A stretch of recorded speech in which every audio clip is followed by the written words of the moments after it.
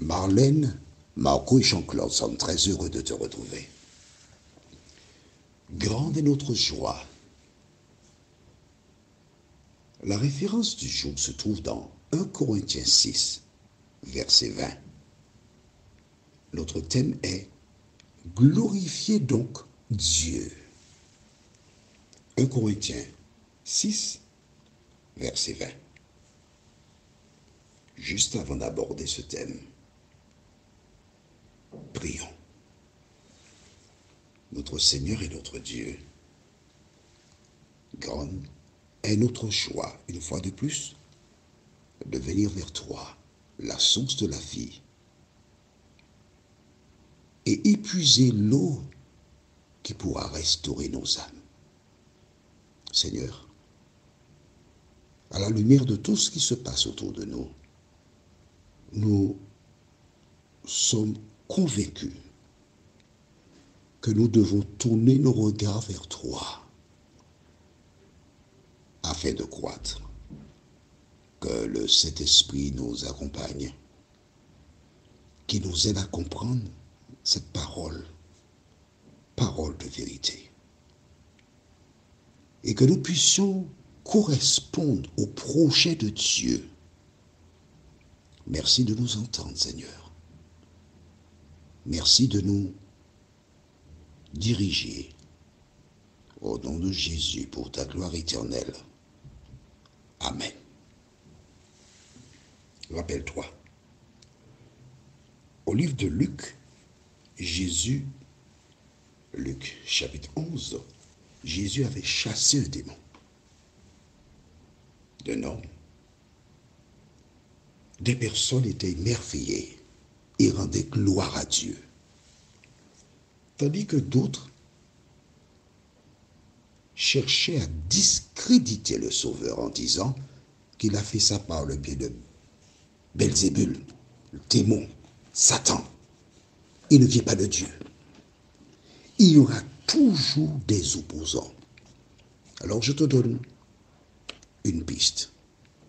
Quand tu arrives quelque part et il y a un conflit, écoute attentivement. Et tu n'auras aucune difficulté à reconnaître la personne qui n'est pas en phase avec Dieu. La personne qui s'oppose, c'est l'œuvre du diable. Et voilà donc comment il y avait un conflit. Jésus a interpellé ces gens en leur disant, oui, mais vos fils, quand ils chassent les démons, c'est par quelle puissance? Il les invite à la réflexion. Et progressant, il indique pourquoi des gens sont possédés et quel est le projet de l'ennemi. Il est important que tu saisisses le message que Jésus cherche à te faire passer. Parce qu'il indique, et nous reviendrons ultérieurement, pour comprendre cette affaire de corps qui est le temple de cet esprit et corps qui est une habitation de démons. Parce que vois-tu, il n'y a que deux entités. Tu as de multiples églises et c'est difficile de choisir en toutes les églises. À Sainte-Kis, il y a plus de 300 églises. Et toutes, parfois, excepté la grande église, toutes ces églises, elles chantent les mêmes chants. Elles ont le même livre, la Bible. Pourtant, elles prêchent des messages qui ne sont pas identiques. Tu comprends ça? Mais comment comprendre cela? C'est très simple. Pourquoi nous n'avons pas que deux religions, celle de Dieu et celle du diable? Mais non, le diable, il ratisse large. C'est-à-dire que Dieu a son église. Une église. Et le diable, en créant différentes églises, ce sont des églises à la carte. Exemple, il y a des églises où des personnes estiment que lorsqu'on va à la mer, on ne doit pas mettre des maillots de bain tels qu'on les connaît. Il faut mettre un grand tricot, un pantalon évasé pour qu'on ne voit pas les formes. C'est pour les femmes, bien sûr, hein, d'accord? Et les hommes aussi, il faut qu'ils mettent un short. Il ne faut pas qu'on aperçoive aucune forme. Il faut qu'on mette un chapeau sur la tête. Et ces personnes constituent une église. On devrait appeler cette église l'église des chapeaux. Donc, vers avoir une église, il ne faut pas qu'il y ait de guitare basse, ni de batterie. Ça, c'est le monde. Alors, on crée une église. Et en fonction des sensibilités des gens, on crée des églises. Et le diable, il a une kyrielle. C'est comme le jeu de cartes, il n'a pas 32 noms. Il a quelques églises. Ce qui donne de l'importance et de la valeur à une église, ce n'est pas ce que disent les hommes, mais bien ce que dit la parole de Dieu. C'est ça la base. Donc, ces personnes qui se réunissent dans différents endroits créent la confusion. Et mais je te dirai plus. Tu as entendu parler du temple solaire, ou encore de Jim Jones, cet Américain qui a été en Guyane hollandais, et près de 1000 personnes perdirent la vie. On les a obligés à boire un breuvage et ils sont morts. Tu as entendu parler de Waco aux États-Unis. Des petits groupes qui se réunissent et qui provoquent des scandales. Que se passera-t-il bientôt?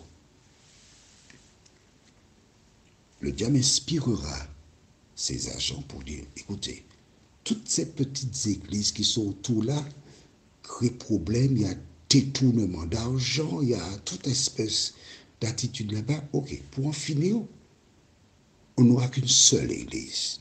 N'oublie pas ce que je te dis là, marque ça, tu verras. Une seule église et rien d'autre. Et c'est pour cela qu'il y a tout un programme mis en place pour qu'il y ait là l'unité des églises. Comment peux-tu unir deux hommes ou deux femmes? C'est contre nature, te diront certains. Mais c'est ça qui est maintenant à la mode. Hein?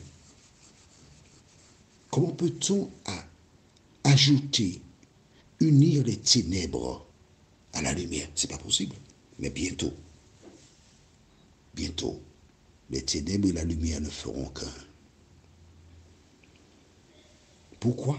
L'objectif, c'est que toi, tu sois perdu.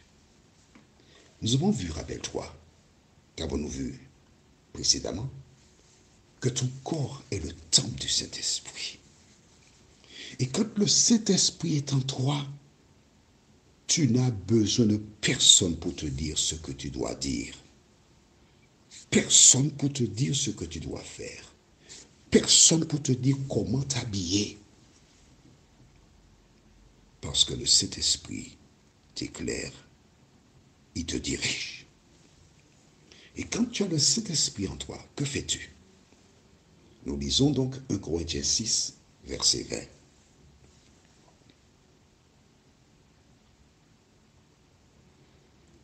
Car vous avez été rachetés à un grand prix. Glorifiez donc Dieu dans votre corps et dans votre esprit qui appartiennent à Dieu. Voilà. Le chrétien, celui qui est dirigé par Jésus et dans lequel se trouve le Saint-Esprit, il rend gloire à Dieu. Il y a quelques années, j'étais militaire. Mais je lisais la Bible déjà. Et à cause de cela, j'ai eu beaucoup de difficultés.